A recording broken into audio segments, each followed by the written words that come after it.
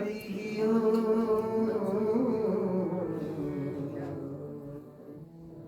हरि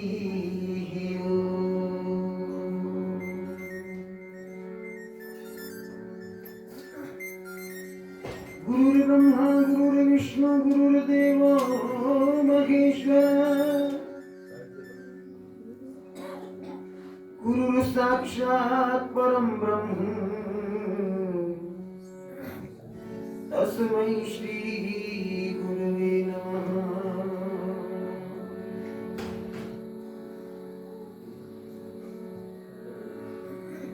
ध्यानमूलं गुरुरमूर्ति पूजामूलं गुरुपदम् मंत्रमूलं गुरुर्वाक्यम् मोक्षमूलं गुरुकृपा।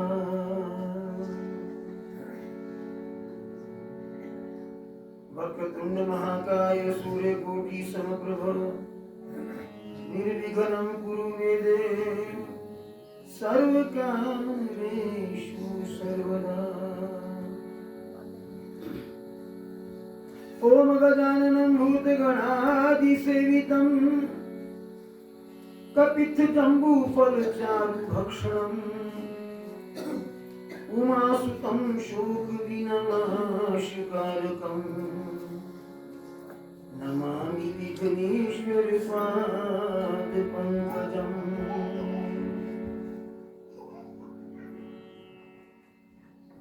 बोलो श्री सद्गुरुदेव भगवान की जय।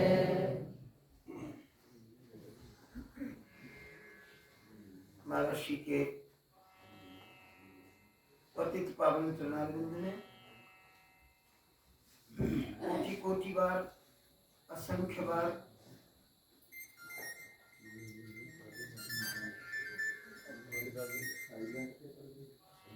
प्रणिपात निवेदित करते हुए आज वर्षाकालीन किंवा दक्षिणायनात्मक सत्संग सत्र का 8वां सत्संग दिवस आप सब श्रद्धामती भक्तिमती शक्तिमती माताएं आबाल वृद्ध प्रेमी बंधुगण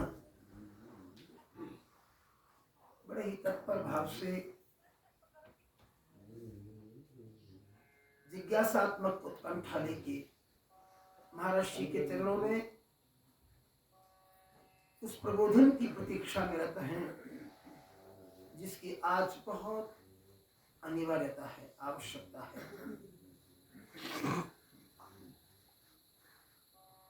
अभी आपको सूचना मिली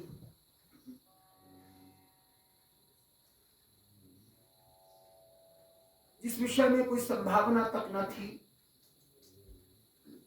कल्पना में भी जो बात नहीं थी, वो बात घटित हुई।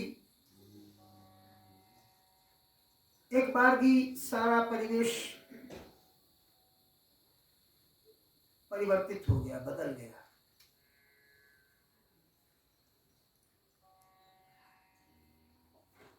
इस सारे घटनाक्रम को देखकर आप सब क्योंकि सत्संगी हैं, महर्षि के चरण चंचलिक हैं और वर्षों से महर्षि के प्रवचनामृत से पोषित होते हैं, अभिसिंचित होते हैं। इस सबके मन में ये बात आई होगी, आ रही है कि संसार यद्यपि सपना है, फिर भी महाराज क्या स्वप्न में बैठ करके सपने से जागा जा सकता है? क्या स्वप्न में बैठकर हम ये समझ सकते हैं कि झूठा है और सपना है? ठीक है, अनेक पुराणों में, उपनिषदों में जीव के जागने के लिए बहुत सी प्रक्रियाएं लिखी गई हैं। हम लोग लक्ष्मण जी की चर्चा कर रहे थे। निषाद राज जी के साथ सत्संग हो रहा था श्रृंगबेरपुर की भूमि पर। वहां एक चौपाई आती है, जानिए जब ही जीव जग जागा, जब सब विषय विलास विरागा। समस्त विषयों से, समस्त कामनाओं से, समस्त वासनाओं से, समस्त विलासों से अंतःकरण में नितांत विरक्ति आ जाए, अनासक्ति आ जाए, तब जीव को जागा हुआ मानना चाहिए। ये बात कहनी हम लोगों के लिए बहुत सरल सी पड़ रही है, परंतु ये जागृति सदगुरु की कृपा के बिना संभव नहीं है। इसलिए इस मोह निद्रा में संसार में जिसको हम सत्य मान करके चल रहे हैं, यद्यपि महापुरुषों ने कहा देखिए दो सिद्धांत है संसार में, और दोनों सिद्धांतों को सनातन धर्म में अंगीकार किया गया। संसार को तो नित्य किसी ने नहीं माना। का मांगू कुछ थिर ना रही, देखत नैन चला जग जाई। 1 लख पूत 1.25 लख नाती, तिह रावण घर दिया नबाती। लंका साकोट समुद्र सिखाई, तिह रावण की खबर ही ना पाई।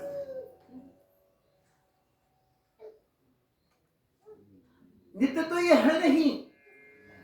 यदि इसको सपना ना भी माना जाए तो भी ये स्वीकार करना पड़ेगा, इसमें कोई भी वस्तु टिकने वाली नहीं है। सपने में क्या, कौन सा दृश्य टिकता है?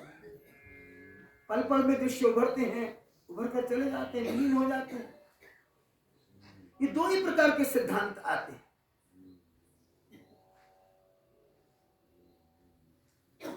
प्रकारांतर से कहूं तो एक भक्ति का सिद्धांत है, जो अपने से परमात्मा को अलग मानकर उसके चरणों में विनय करता है, प्रार्थना करता है, प्रभु मेरा भवबंधन काट दो, मेरे मन मस्तिष्क पर छाया हुआ मोह का अंधकार समाप्त कर दो। ये मोह की घटाएं, इन घटाओं का अंधेरा मुझसे तिरोहित करके मुझे भक्ति का वरदान दो। यद्यपि भक्ति द्वैत में होती है तो भी महाराज जी कहा करते हैं कि भक्ति में शक्ति होती है, क्योंकि भक्ति समर्पण भाव से होती है। यदि सचमुच भक्ति के अंदर त्याग समर्पण की भावना लेकर कोई जीव चलता है तो भगवान यही कृपा करते हैं कि उसको अपनी निकटता का आभास देते हैं। पर एक बात यहां स्वीकार करनी पड़ेगी आपको भी, कि जिन जिन भक्तों को भगवान की सन्निधि मिली है उनके जीवन में परीक्षाओं की बौछार आई है। हम मीरा जी के जीवन को ऊपर से देखते हैं, सिंहावलोकन करते हैं। थोड़ी सी आवाज कट है, थोड़ी सी।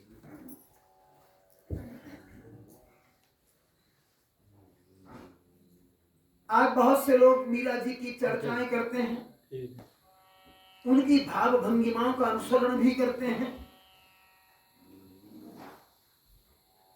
ये भी कहते हैं कि मीरा ने नृत्य किया था इसलिए हम नृत्य करते हैं। पर मीरा के नृत्य को इतना सरल कर देना, सरल मान लेना। मीरा ने जीवन में संकट देखे, बड़े बड़े लांछन सहन किए। मां मरी, पिता मरे, पति मरे, सास मरी, ससुर मरे। मीरा का अंतःकरण विरक्त हो गया। 5 मौतें मीरा ने देखी थी। इन 5 मौतों को देखने के बाद मीरा इस संसार से विरक्त हो गई।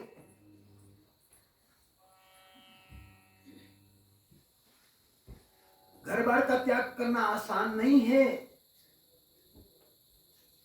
केवल घर बार का त्याग नहीं किया, संसार की ओर से निर्लज्ज भी हो गई। वेद व्यास जी ने, भागवत जी में आता है, श्री नारद जी को पूछा कि आप प्रत्येक व्यक्ति को सन्मार्ग सुझाते हैं, मैं पुत्र मोह में आसक्त होकर, इतने पुराणों का रचयिता होने के बाद भी पुत्र मोह में आसक्त होकर अपने पुत्र सुखदेव के पीछे भाग रहा हूं, ये जानकर भी कि वो तो कैवल्य ज्ञान घन है, अधिकारी ब्रह्म है, परमात्मा है, उसको तेरा मेरा नहीं है, मोह नहीं है। केवल आपने सुझाया कि भगवान को बुलाना हो तो प्रेम से बुलाओ, रोकर मत बुलाओ, मोह से मत बुलाओ। ऐसा वर्णन आता है कि भागवत के श्लोक गाए गए तो भगवान सुखदेव उधर ही लौट आए। तो आपने मुझे सन्मार्ग सुझाया, मुझे ये बताइए कि आपका जीवन प्रारंभ से ही ऐसा था? उन्होंने जो अपनी कथा सुनाई वो व्यक्ति के आलोक में है। छोटा सा था, मां के साथ संतों की सेवा में नियुक्त किया गया। चातुर्मास करने के लिए ब्रह्मवादी संतों का आगमन हुआ, ब्रह्मज्ञानी संतों का आगमन हुआ। ब्राह्मणों की नगरी थी। उन ब्राह्मणों ने नारद जी की मां को दासी के रूप में नियुक्त कर दिया सेवा के लिए। नारद जी कहते यद्यपि मेरी मां ब्राह्मणी नहीं थी परंतु सेवा उसे दी गई, सफाई इत्यादि की। मैं सेवा भी करता, मां के साथ सत्संग भी सुन लेता। मेरा मन संतों के प्रवचन में लग गया, मेरी टिकटिकी लग गई। वे संत मुझ पर कृपा बरसाने लगे, मुझे प्रबोधन करके ही अपने उपदेश कहने लगे। मैं कम बोलता था, अधिक सुनता था। मैं बड़ा विनयी था, सरल था, उनको मेरी विनय भा गई, सरलता भा गई। उन्होंने मुझे उपदेश भी दे दिया। संतों का चातुर्मास समाप्त हुआ, वो जाने लगे तो मैंने संग जाने की विनती की। उन्होंने कहा नहीं, तुम्हारी मां जीवित है, सेवा करो मां की। जो हमने उपदेश दिया है उसे संभाल कर रखो, उसका सेवन करो। जब समय आएगा तो तुम्हारा त्याग हो जाएगा। संत चले गए, उनकी छवि मेरे चित्त में बैठ गई। मैंने भजन में मन लगा लिया, नित्य भजन चलने लगा। एक दिन मेरी मां गाय दोहन के लिए गई, गाय दोह करके आ रही थी। एक विकराल नाग ने उसके पैर पर दंशन कर दिया। मेरी मां की जीवन लीला समाप्त हो गई। नारद जी कहते हैं महापुरुषों का उपदेश मेरे हृदय में था। देखो महाराज का उपदेश कैसे काम करता है। उपदेश हृदय में था, मेरी मां चली गई परंतु मेरे चित्त में ये विचार आया कि भगवान ने मेरा ये भी बंधन काट दिया। इसका ये अर्थ नहीं लगाएं कि किसी की मां चली जाए तो अपनी मां के विषय में ऐसा सोच ले। ये तो उसी का कार्य है जो उपदेश का सेवन करके संसार को नश्वर देखता है। कहते मैंने कर्तव्य की पूर्ति की मां के लिए, पर मैं जानता था कि भगवान मुझ पर कृपा कर रहे हैं। मां के प्रति सारे कृत्य पूर्ण कर दिए। एक दिन चल पड़ा, जंगल पार किए, पर्वत पार किए, अखेड़ पार किए, नदी नाले पहाड़ पार करके एक स्थान पर पहुंचा। निर्जन स्थान था, वहां मेरा मन लग गया। मुझे वहां बैठकर बड़ी सुखद अनुभूति हुई, भगवान का चिंतन करने लग गया। भगवान की छवि मुझे दिखने लग गई। उन महापुरुषों के चरणों में मैंने नमन किया, फिर भगवान का ध्यान किया, बहुत आनंद आया। अद्वितीय प्रति मेरा ध्यान लगने लग गया। नारद जी कहते हैं कि ध्यान तो मेरा लग रहा था लेकिन वो आनंद बहुत दिन तक नहीं रहा। यकायक वो छवि मिट गई, निकल गई भीतर से। मैं बौखला गया, तिलमिला गया, छटपटाने लगा, रोने लगा। आकाशवाणी हुई, अभी पक प्रकाश आएगा।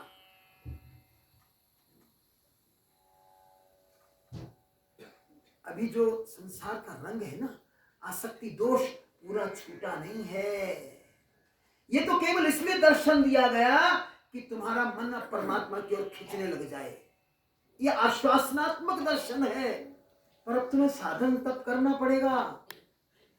नारद जी कहते हैं कि मैंने बहुत प्रयत्न किया, उस समय तो मन नहीं लगा, पर मैंने भगवान का आश्रय नहीं छोड़ा। मां मरी तो नहीं छोड़ा, ध्यान भंग हुआ तो नहीं छोड़ा। जीवन में परिस्थितियां तो आएंगी,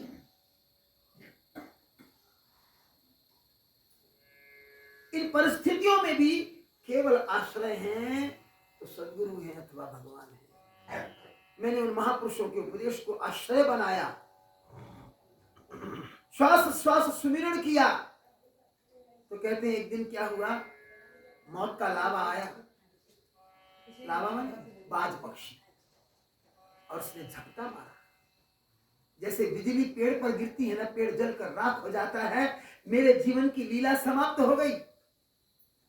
मैं प्रलय के साथ परमात्मा में लय कर गया। फिर भगवान विष्णु ने मुझे अपनी करतल वीणा दी। देखो, साधन व्यर्थ नहीं जाता, भजन व्यर्थ नहीं जाता, सत्संग व्यर्थ नहीं जाता। महाराज जी कहते हैं बीत चला गया, अवश्य एक दिन इसे उगना ही उगना है। नारद जी कहते हैं मेरा कुछ भी व्यर्थ नहीं गया, मेरा ध्यान व्यर्थ नहीं गया, मेरी सेवा व्यर्थ नहीं गई, मेरा चिंतन व्यर्थ नहीं गया, मेरी आस्था व्यर्थ नहीं गई। भगवान ने मुझे अपनी करतल वीणा दी कि जाओ इस मर्त्य लोक में जाओ और लोक लोकांतरों में जाओ, देवलोक में भी जाओ, तुम्हारा सब लोगों में अधिकार है। इस करतल वीणा को बजाकर हरिनाम का प्रचार करो। फिर मैं कहते हैं, फिर मैं सृष्टि के साथ ही ब्रह्मा जी की गोद से अंक से उनका पुत्र बनकर के जन्म लेता और भगवान की जो ही कर वो जो करताल है उसको लेकर के भगवान का नाम प्रचलित कर रहा हूं। देखो, वेदव्यास जी ने यहां पूछा कि भगवान का नाम कैसे लिया जाना चाहिए, मुझे ये बता दीजिए। 18 पुराणों उपपुराणों के रचयिता, महाभारत को लिखने वाले वेदव्यास जी विचलित हैं और नारद जी से पूछ रहे हैं कि मुझे ये बताओ भगवान का नाम कैसे लिया जाना चाहिए। तो एक शब्द आया है प्रेमी बंधुओं, हततर्पः, अर्थात निर्लज्ज होकर, बेशर्म बनकर भगवान का नाम लेना चाहिए। कभी नहीं सोचना चाहिए कि कौन क्या कहेगा। संसार का लोक लाज भय त्यागना पड़ेगा। मीरा ने इसका त्याग किया था, साधारण नहीं है। कहते हैं कि वृंदावन में गई, मैं इस प्रसंग को बिना नाम के ही व्यक्त करूंगा क्योंकि बहुत से भिन्न भिन्न संप्रदायों पर अपनी अपनी आसक्ति रखने वालों को कई बार पीड़ा भी पहुंचती है। तो वहां पर कोई संत साधन कर रहे थे एक कुटिया में, कक्ष में, और उनका संकल्प था कि वे नारी के मुख का दर्शन नहीं करेंगे, नारी दर्शन नहीं करेंगे। मीरा तो प्रभु प्रेम में खोई हुई मतवाली थी, कृष्ण प्रेम में वो सुध बुध भूल चुकी थी, संसार का विस्मरण कर चुकी थी। मीरा कीर्तन मंडली के साथ भगवान का गुणानुवाद गाते हुए संत के दर्शन की पवित्र लालसा लेकर के कुटिया में प्रविष्ट हो गई। संत के दर्शन की लालसा थी, हाथ जुड़ गए। उधर संत कुपित हुए, ताकि तुम्हें पता नहीं मेरा संकल्प क्या, तुम भीतर कैसे आई, मैं नारी के मुख का दर्शन नहीं करता। उस समय मीरा अट्टहास कर बैठी, खिलखिला करके हंसी। महाराज, मैं तो सोच कर आई थी कि वृंदावन में एक पुरुष है कन्हैया, बाकी सब उसकी गोपियां हैं। आज पता लगा एक और जीवित है। ये मीरा के शब्द थे। मैं अपनी बात को इस ओर ले जाना चाहता था। यदि इस संसार को हम स्वप्न ना भी माने, ऐसा ना भी माने कि वस्तुतः ये है नहीं, क्योंकि वेदांत और ज्ञान मानता संसार है नहीं, पर संसार भास रहा है। एक परमात्मा ही संसार बनकर प्रतीत हो रहा है। कई बार आंख में उंगली लगा के बच्चे देखा करते थे तो असली चांद नकली चांद में बदल जाता, दो चांद हो जाते, दो वृक्ष दिखाई देते हैं। सत्य की परछाई ये संसार है। वो सिद्धांत ये कहता है कि संसार है नहीं, अंतःकरण में इसके संस्कार पड़े हैं। आत्मा का प्रकाश पड़ने पे ये इंद्रियों से बाहर दिखाई देता है, क्योंकि इंद्रियां बहिर्गामी। मानस में गोस्वामी जी भी कहते हैं, कर्म प्रधान विश्व राखा, फिल्म पहले से बनी हुई चल रही है, कोई अकस्मात नहीं मरता, कोई अकस्मात पैदा नहीं होता, सब कुछ पहले से बना हुआ है, केवल व्यक्त अब हो रहा है। दूसरा संसार कहते हैं ऐसा नहीं है, संसार है। इसमें अच्छे कर्म करने पड़ेंगे, भगवत प्रीति अपनानी पड़ेगी, भक्ति का सिद्धांत अपनाकर समर्पण भाव से भगवान को प्राप्त करने पे मोक्ष मिलेगा। किसी भी सिद्धांत को मान लें, परंतु ये संसार फिर भी किसी के पास कभी टिकने वाला अर्थात नित्य नहीं रह सकता। इसको नित्य नहीं कहा जा सकता। इसलिए इसमें किसी वस्तु के स्थायित्व की कामना करना या कल्पना करना ऐसी ही बात है जैसे व्योम पुष्प को प्राप्त करने की बात करना। हम नित्य प्रति चर्चा करते हैं, जैसा जैसा कर्म हम करते हैं वैसा वैसा संसार में फल भोगते हैं। परंतु इतना करने पर भी महर्षि के वचन हम रोज श्रवण करते हैं। हमें इस बात का ध्यान रखना चाहिए कि वस्तुतः हम हैं क्या। शरीर को निमित्त बनाकर संसार में आए, कलेवर बदलता रहता है, शरीर बदलता रहता है। महापुरुष कहते हैं कि एक व्यक्ति के, एक जीव के इतने शरीर बदल गए कि उन शरीरों को यदि एकत्र कर लिया जाए तो पूरे का पूरा भूमंडल भर जाए, तिल रखने की जगह न मिले। एक व्यक्ति, एक जीव। परंतु भगवान की कितनी कृपामय व्यवस्था है कि ये शरीर बदलते रहते हैं, तब तो अपने अपने मूल में लय कर जाते हैं, फिर भी इस सृष्टि में सबके लिए स्थान बना हुआ है। महाराज दशरथ भी जिनके घर में भगवान का जन्म हुआ, वे भगवान के वनवास जाने के बाद बिलख बिलख करके रोए नहीं, तड़पे, व्याकुल हुए, सुमंत्र की प्रतीक्षा की। और प्रतीक्षा करने के बाद जब सुमंत्र जी ने कहा कि नहीं महाराज मैंने बहुत समझाया, वे वन को चले गए।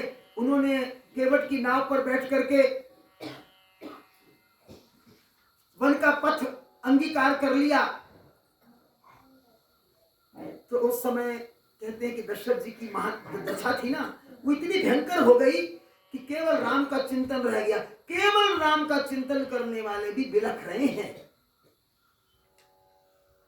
राम राम कही राम, राम कही राम, राम कही राम, तन परिहरि रघुबर बिरह, राउ गयो सुरधाम। यहां सुरधाम शब्द आया, देवलोक में चले गए। राम राम का चिंतन करने वालों को भी मोक्ष नहीं मिला, क्योंकि दैत बना हुआ था। यदि आत्मा की दृष्टि से राम को देखते तो वियोग ही कैसा। आत्मा तो स्थाणु है, शाश्वत है। तुम सबका आत्मा, मेरा आत्मा एक आत्मा है, नहीं तो कभी वियोग नहीं होता। इसमें वियोग संभव नहीं है। परंतु ये दृष्टि आनी आसान नहीं होती। जन्म जन्मांतरों से जब से सृष्टि बनी तब से जीव को मोह का अध्यास हुआ। तेरा मेरा, लेना देना, झूठा सच्चा, इसी में रमण करते करते अनेक जन्मों को प्राप्त हुआ, अनेक बार मरने को प्राप्त हुआ। और जब मनुष्य जन्म मिला तो इसे धोने का प्रयत्न करता है। यहां भी आके रिश्ते नाते, तेरे मेरे भाव अपना बंधन बना लेते हैं। तो इसलिए महापुरुषों ने कहा संसार के कर्तव्य करते चले जाओ, परंतु एक भाव अवश्य बनाओ कि मैं आत्मा हूं, मैं शरीर नहीं हूं। यद्यपि मैं शरीर को निमित्त बना करके आया हूं और शरीर के माध्यम से ही वस्तुतः धर्म करना होता है, पुण्य करना होता है, परंतु फिर भी मैं शरीर नहीं हूं। ये उन लोगों के लिए कहा गया जो इस संसार को, शरीर को मानते हैं। दूसरे सिद्धांत में तो कुछ माना ही नहीं है, सब सपना है, कुछ भी नहीं है, केवल प्रतीति मात्र है। ये प्रतीति मात्र एक छाया है। गुरु की कृपा से प्रतीति नष्ट हो जाती है, केवल आत्मा रह जाती है, केवल आत्मा। किसी भी सिद्धांत को क्यों ना माने, एक मत से हमें स्वीकार करना चाहिए कि वस्तुतः शरीर मरता है, आत्मा का मरण नहीं होता। महाभारत का युद्ध आप सब जानते हैं, पांडवों के अधिकार के लिए हुआ। अधिकार इसी संसार में था जिसे हम स्वप्न कह रहे हैं, लेकिन उसमें भी भगवान श्री कृष्ण युद्ध के अंतर्गत गीता सुनाते हुए, गीता का ज्ञान अर्जुन को देते हुए कहते हैं ये संसार नहीं है, केवल इसकी प्रतीति हो रही है। विशुद्ध आत्मा है, अविकारी है, लेकिन तेरे जन्म अनेक इसलिए हो जाते हैं क्योंकि तूने अपने पर जीव बना धारण कर रखा, आरोपित कर रखा है, मान्यता बना रखी है। जन्म तो मैं भी लेता हूं, परंतु मैं इच्छा से लेता हूं, तो बंधन में देता है। हे अर्जुन, अपने आप को आत्मा जान। जो आत्मा जन्मता नहीं, मरता नहीं, अक्लेद्य है, अशोष्य है, अदाह्य है, अकाट्य है। अक्लेद्य मैंने जो गीला नहीं होता, अशोष्य मैंने जो सुखाने के लिए उसको कुछ करना नहीं पड़ता, गीला नहीं होता तो सुखाना काहे का। वो अभिकारी है, वो अकाट्य है, काटा नहीं जा सकता, वो अदाह्य है, वो जलाया नहीं जा सकता, जलता नहीं। ये बात गुरबाणी ने एक स्थान पर बहुत सुंदर लिखी है। अकाल मूर्त वर पाया अविनाशी, गुरु के माध्यम से, गुरु की कृपा से तत्व को जान लिया, अकाल मूर्त को जान लिया, ना ए जले ना जाया, व्याह होया मेरे बाबूला, गुरु मुखे हर पाया। आत्मा का परमात्मा से व्याह हो गया, गुरु के मुख से हरि की प्राप्ति हो गई, परमात्मा की प्राप्ति हो गई। इस सिद्धांत को मानने से फिर शरीर की, देह की आसक्ति समाप्त